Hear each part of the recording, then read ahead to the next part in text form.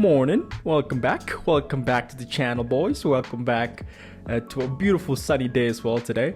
I'm treating you guys to a nice sunshine, feels good. And welcome back to the Journey to 1,000 Pound series. It is a powerlifting journey where we're trying to go from 860 to 1,000 pounds lifted between the three main lifts, namely being bench, squat, and deadlift, in 4 months between the month of January to the end of April of 2024. And today will be episode 6, and there will be a squat session where we'll be trying to hit a PR and improve our number, and also do a couple working sets afterwards as well. And not only that, but we also have a flexibility update for the month of February today as well. So it's a 2-in-1. But yeah, without further ado, let's go into the squat session. But before we do that, we're going to go through a quick summary clip, which is going to give you guys a great overview of the whole series and get you guys caught up to date if you've never watched one of my videos. And yeah, prior to going to the session as well, our total weight lifted right now is 910 pounds. So we increased by 50 pounds from our original start of 860, but we're still 90 pounds away. So we still have a good amount to go. So let's see if we actually improved that today and see how it went. But let's get into the summary clip, and then I'll see you guys on the flexibility update, and then we'll go to the squat session. So yeah, see you guys there. Peace out. Hey, hello there guys, welcome back. Now we're gonna go through the summary clip, which is gonna be like somewhat of a quick overview of what we're trying to do throughout the whole series. And in this summary clip, we're gonna be discussing 3 major parts. The first part is gonna be discussing what's our goals. The second part is gonna be discussing how we plan to get to those goals. And thirdly, we're gonna be discussing how we're gonna go about documenting the whole journey. So let's jump straight into part 1 of the summary clip, which is gonna be what's our goal. So in terms of our goal is gonna be twofolds for this journey. The first part of our goal is going to be a powerlifting goal, where we're trying to lift 1,000 pounds combined between our 3 main power lifts, namely bench, squat, and deadlift. And this started at the start of January of 2024 and will go all the way through to the end of April of 2024. So it's a 4-month journey. And at the start of the journey, our total lift combined between our 3 main lifts was 860 pounds. So this 860 pounds included a 225 pound bench, a 355 pound deadlift, and a 280 pound squat. So our goal is to gain 140 pounds of basically weight lifted gained in 4 months. So yeah, it's a big ambitious goal. So it's going to be an interesting journey for sure. And the second part of our goal is going to be a flexibility goal. So I'm really tight. No, my whole body is pretty tight, but I'm trying to get looser and I'm trying to get more flexible and more agile. And we're going to be tracking our flexibility as we go along for the 4 months, but we're going to be focusing on 5 major stretches, 5 major compound stretches, which mainly focus on the hip area and the lower body area, which is where I'm the tightest at. So these 5 stretches are going to be the split, which is going to include the front and side split, the standing hip to knee stretch, the pancake, the pigeon pose, and lastly, the reclining hero, which hit all the major parts where I'm the tightest at. So those are our goals. Now we're going to go into part 2, which is going to be discussing how do we plan to achieve those goals. So for part 2, we're going to be breaking it down into part 2A, which is going to be more focused on powerlifting, and part 2B, which is going to be focused on flexibility. So for part 2A, we'll be discussing how we plan to achieve our powerlifting goals. And for powerlifting, just like any other physical endeavor, is going to be focused on 2 major aspects, which is going to be training and diet. So starting with the diet, it's just pretty straightforward for my diet. I'm just trying to do like a bunch of task list bullet points. The first one is going to be trying to consume a caloric surplus every day of 300 calories.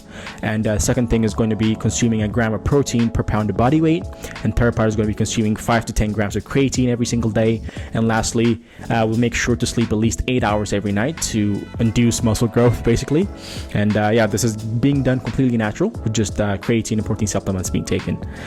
So with the diet out the way, now let's move on to the training. So in terms of training, in order to improve our powerlifting numbers, we're going to be focusing on 3 main aspects. The first part is going to be technique, the second part is going to be hypertrophy, and the third part is going to be neural adaptation. So let's briefly go through all 3 and see how we can use them to improve our powerlifting numbers. So then let's start off with technique. So technique is like an easy way of improving your powerlifting numbers without actually having to build more muscle or having to recruit more muscle. So technique is all about improving your body mechanics and improving your lift efficiency. And the way we plan to do this is by recording ourselves while doing our lifts, and through watching ourselves basically lift the lifts, we'll be able to see where we can improve our technique and where our weak links are in the lifts and where we need to do more work on specific muscle groups. And not only would technique help improve the powerlifting numbers, but would also help me keep me safe from any injury that could be associated with any of the lifts. And so that's technique. Number 2 is going to be hypertrophy, which is all about muscle, and it's all about building more muscle. And the way to do this is obviously by creating micro tears in the muscle and dieting well and sleeping well in order for the muscle to build back stronger and better. And the way we're going to be going about doing this in the gym is through the power lifts, number 1. Number 2, through isolated exercises after we do our power lifts. So the way we plan to train is by splitting our sessions into 3 sessions of push, pull, or legs, which start off with free weight compound exercises and then move on to machine isolated exercises to finish off our workouts. And thirdly, we're going to go through neural adaptation. Neural adaptation basically means improving your muscle recruitment ability and also improving your coordination and your body's ability to handle stress. And the way to do this is by putting your body through heavy load, low rep exercises, which prime your body to being okay with handling a lot of weight, number 1, and it will teach it to recruit more muscle to lift the weights stronger every time. And it will also improve your coordination so that you actually lift more without having to recruit more muscle. So through heavyweight low rep exercises, we'll be able to achieve better neural adaptation and lift heavier weights. And the problem with all this is I'm doing heavy sets, high intensity, all that. So it's going to take a lot of stress on the body, on the muscles, and especially on the nervous system, which is going to diminish our lift capabilities. So we have to make sure we take adequate rest between our sessions. So I'll be taking a minimum of 2 days rest and a maximum of 4-day or 5-day rest, depending on how I'm feeling, but a minimum of 2 days between lifting sessions in order to make sure I'm well recovered and I'm not being injury prone or inducing any plateaus in terms of our lifts. So that is it for our powerlifting goal. Now let's move on to our flexibility goal. For flexibility goals, the way we plan to achieve our goals is by doing 30-minute full body stretches prior to bedtime every other night, not every single night, in order because when you stretch, you kind of tear the muscles in a sense, so you need a bit of recovery time. But we'll do it every other night, and we'll do 30-minute body stretches, but we'll focus more on the 5 major stretches by holding those ones for 1.5 minutes compared to the other ones, which will only hold for 30 seconds to a minute at a time. And so that is it for how we plan to achieve our goals. Now let's move on to part 3. Well then, boys, welcome to the last part of the summary clip, which is going to be where we'll be discussing how we're going to go about documenting our journey. So for this journey, we're going to be posting 3 videos every month.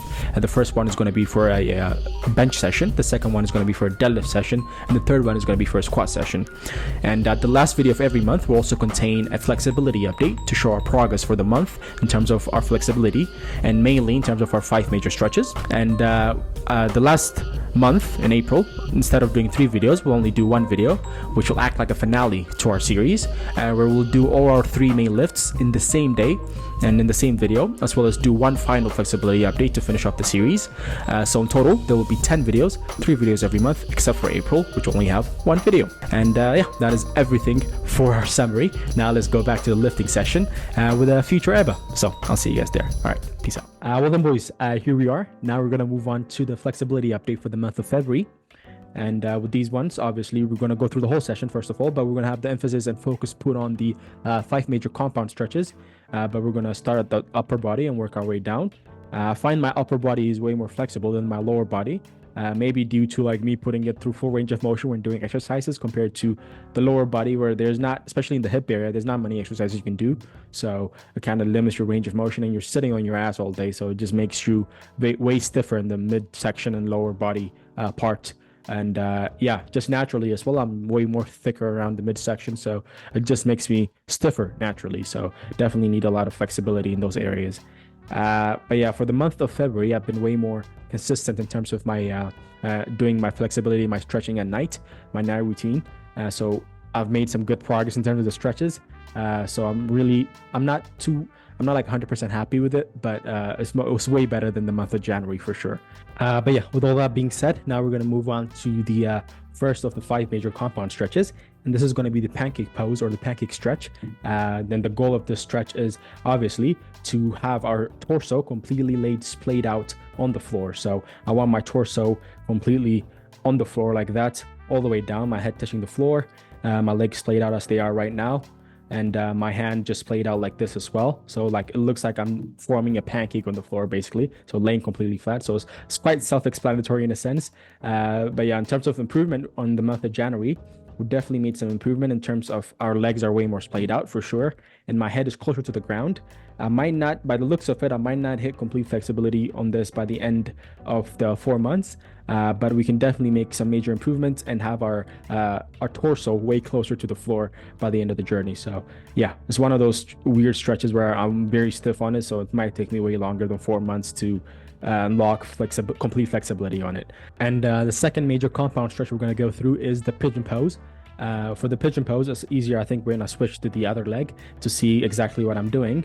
But yeah, for this one, we're trying to obviously have our legs perpendicular to each other. So I want this leg pointing this way and that leg pointing back, and create a perpendicular angle, and my torso parallel with this leg over here. So my torso is going to be facing this way. And this is like, this unlocks flexibility on your hip side in terms of like your outer thighs for sure, and also your hip openers. So it's like a great stretch for your hip area and your thighs basically. And for this one, we've made some big improvements and major improvements. Before, at the start of the journey, we were actually doing 90-90 stretches because we couldn't even start doing a pigeon pose. But now we're getting closer and closer to it. Our legs obviously are like about 30 to 60 degrees that way. So about 45 degrees that way. So still have a long ways to go to get it perpendicular to each other. But I think we might be able to actually unlock complete flexibility on that one for sure. Now we're moving on with the third major compound stretch, which is going to be the reclining hero.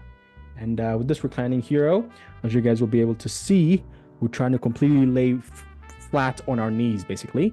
And this is like a big stretch for your quad area over here, for your quad area over here, for your hip flexors over here, and for your spine as well, because it requires a lot of spine flexibility to be able to completely lie flat on there, because your spine is going to be bending a bit. So it's nice to have it against a foam roller or do it against a wall, so that you don't like this, what I'm doing over here, so that I don't induce any injuries by doing it way too fast. So that way I can control it as I go down and try to lay completely flat on our back. And yeah, we made some good improvements on this one as well. We should be able to hit complete flexibility on this one. This is one of the few stretches where I'm like, I should be able to completely hit it, complete flexibility by the end of the journey. So I'm really happy with my progress on that one. And now we're going to move on to the front lunge / front split, where I'm trying to hopefully resemble somewhat of a front split by the end of the journey. But I'm not counting it as one of my 5 major compound stretches in a sense, because I put it under the split. So it's like two stretches in one kind of thing. They're both splits, but one is the front split and one is the side split, which we'll get to at the end of the video. So this is just like a side quest kind of thing, apart from the 5 major compound stretches, where we're trying to unlock flexibility and trying to resemble somewhat of a front split by the end of the journey. And yeah, now we're going to move on to the 4th major compound stretch, which is going to be the standing head to knee stretch, or the hamstring stretch, where obviously we're trying to stretch our hamstrings and trying to stretch also actually the ligaments and tendons behind our knees, because those are really stiff as well, where my body does not allow me to go too deep, because those hurt first before the hamstring does. So definitely need to get my nervous system, my body used to stretching those tendons and ligaments, and then move on to the hamstring. So yeah, that is one stretch I'm trying to, hopefully I might just about be able to unlock complete flexibility on these, but it definitely requires a whole lot more time put into it, where I have to do like at least 2 minutes a day on these ones, because they're really stiff and really have a long ways to go. But yeah, now we're just preparing for the 5th major compound stretch, which is going to be the full side split. And this is the main one between the 5, where I'm trying to like make sure I can hit it completely. And as you guys can see, we've made some great progress on this one. The angle is way more shallow this time around. Still have a good amount to go for sure. But this is the one where I'm like, okay, the month of March is going to be a big determinant for this, because we need to get way closer. If we can get halfway closer, about halfway here, I think we might be able to hit it. But yeah, we've made some great improvement from the month of January for sure. Not too much where like it's like wow, but it's good enough to where I'm like, okay, this is a steady improvement. But for the month of March, we need to be a bit more consistent as well. Just improve our consistency and improve. It's just a tedious thing to do, right? You know what I mean? That's why it's hard to do stretching compared to like working out is fun. It's like aggressive, it's testosterone inducing, but stretching is just pain for no exact gain. It's just, there's no pump, there's no nothing. It's just pain. So it's a very boring, tedious thing to do, but we have to do it in order to unlock our flexibility. So yeah, we'll improve that for the month of March and see where we can get to.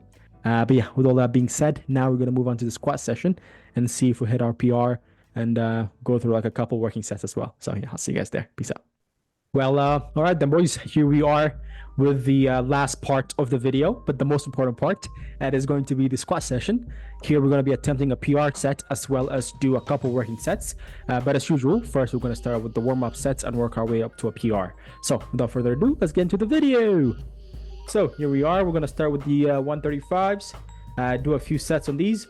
As usual with the warm-up sets, we're trying to just get good blood flow going in the muscles, get the muscles nice warmed up and ready for the PR attempt, as well as get our coordination set up and our mindset set up so that we can focus and execute properly when the PR set comes around.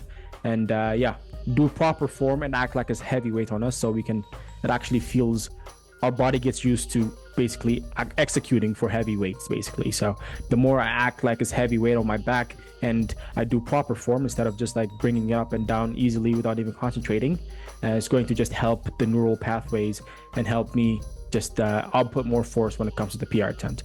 And yeah, that being said, I'm sorry for this one. I skipped the 185s accidentally when I was editing, so but I did do a few reps on those ones. So we're going to move on to the 225s instead. And now the 225 just going to do one set over here, or one rep, sorry. And then we're going to move on with the last warm-up set prior to the PR attempt.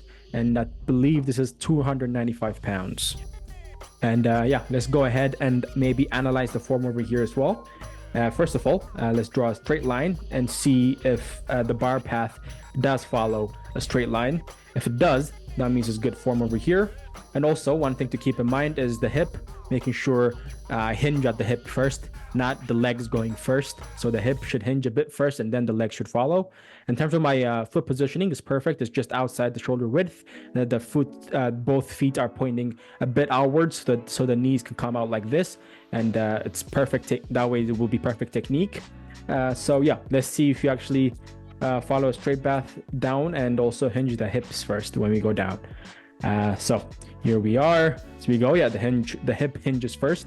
And in terms of the bar path, it is a bit, maybe my line is not straight, but overall I think it was pretty straight. It was just a bit to this side in terms of the bar path. So it doesn't wobble about. It's pretty straight up and down.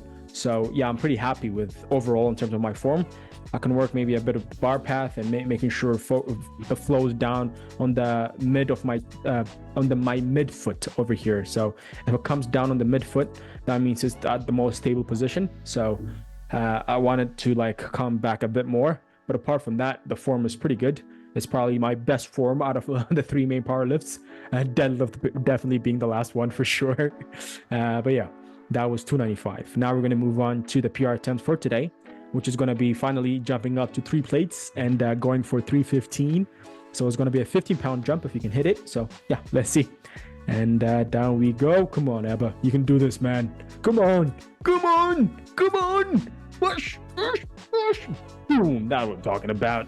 That was great, man. That was fantastic. There we go. 315, baby. Upper plate. As always, fucking feels fantastic when you go upper plate, you know? It's like graduation. Like when you jump up by 5 or 10 pounds or here and there, it's like passing a test in a class, but just like getting a plate up is like graduating to the next class, you know? It's always fun. So yeah, 315. Finally part of the 315 club in terms of our squats. But with that being said, I thought that came up not easy, but somewhat easily enough to where I can jump up in weight. So I was like, you know what? Let me be ballsy. Let me go for it and add 10 pounds on each side and bring her up to a 335-pound weight and see if we can actually hit that. And then, yep. Okay, let's see how it goes then. We went down more than parallel with the floor, perfect depth, and we couldn't get back up again. Oh, I was fucking embarrassed, especially right in front of a girl, you know what I mean? But yeah, I was like, all right, at least I hit 315. At least I improved by 15 pounds, so I was happy with that. And now we're going to move on to the first of the 2 working sets. As usual, the first working set is always going to be more of a neural adaptation working set, where I work more of the muscle recruitment ability, the body coordination under heavy weight ability, and just getting the body primed to moving heavy weight. So yeah, we're going to put on 275s and really push it and do low reps, obviously, because we can't do many reps on 275 right now. And focus on perfect form and technique, and yeah, really pushing it to the limit. And maybe I should, like, from now on put the camera a bit to the side where you guys can see my face, because the face, I think, tells a lot of stories. So yeah, especially on heavy squats, man, it's always fucking scary going in. You're like, squats are the scariest exercise, man. Like, deadlifts are somewhat scary, I guess, but the squats, being on your back, even with the safety bars, is still a scary exercise, because every time you go back down, you're like, man, I don't want to fucking go back down. Sorry, every time you come back up, you're like, I don't want to fucking go back down again, man. I'm gonna get back up, you know. You feel like you're gonna pass out under the weight. But yeah, now with the first working set done, we did 3 reps on that. So we're gonna move on to the second working set, which is gonna be more focused towards muscle building and hypertrophy. And for this one, we're going to start with the 225s and do a drop sets. So second working sets are usually drop sets. So we're going to start with the 225s, and yeah, let's just double speed through. Let's just do one more form analysis over here. Sometimes the bars hits the safety bars over here, so I have to be always careful in terms of my positioning and my balance, making sure I don't fucking go side to side and have one bar hit the safety bar or anything like that. Sometimes it's a bit sketchy. But for the most part, I think my form is pretty good. It's very controlled on the way down, somewhat explosive on the way up. I like my foot positioning. My form on the way down is great. The bar path can use a bit of work, but apart from that, overall, I'm really happy with my form. But yeah, it's just double speeded. Now we're getting a bit tired, so we're taking a bit of time at the top every time. But yeah, here we are. Put it back again, and go out with the 185s now, and keep pushing her and see how many more we can get. So yeah, here we are. We got 1 rep for this one. Again, the form is pretty good. Even with 2 times speed, is like, it's really slow. So I'm really happy with myself in terms of my form for squats for sure. Yeah, and we failed over here.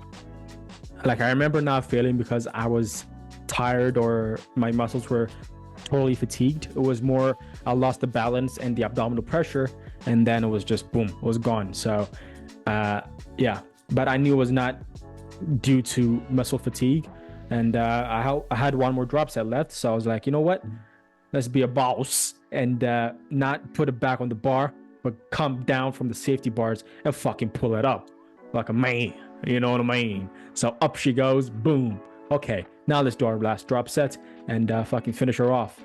Yeah, we took like a 30-second rest there to make sure we could actually bring the weight back up again. But yeah, that's our second rep. Now we're just gonna keep pushing her and see how many more we can get. So 3rd rep, boom. Each rep I'm very happy with. The depth especially, I never compromise on that. I keep going until I fucking can't. So yeah, here we are. Now we're starting to get tired, as you guys can see. I think we can maybe get 1 more, a couple more maybe. Let's see. I remember though, my back, man, on squat days, my back hurts because I do deadlifts before squats. Not like on the same day, obviously, but a couple days or so, like 3 or 4 days before it. And my back is always fucked from the deadlifts because my form is shit. So I really need to make sure I dial in my deadlift form, because when I come here, my back always hurts like a bitch, man. So yeah. Yeah, now we're getting tired, and that was it. We're done. So yeah, we're just gonna go and collapse and rest on the floor. I'm really happy with the results. At least this is the one of the 3 exercises that I actually improved on. So a 15-pound jump up to 925 pounds total now. So that's a big positive, but still obviously have a lot of work to do. So yeah, it's going to be a interesting month for March for sure. We should be able to do a good jump in bench, a good jump in deadlift for sure, and maybe even a good jump in squats. We'll see. We've, as I said, in the deadlift session and in the squat session, and in the bench session, I've shifted my focus completely towards powerlifting now. So I should see some good numbers, improvements in terms of all 3 exercises. So yeah.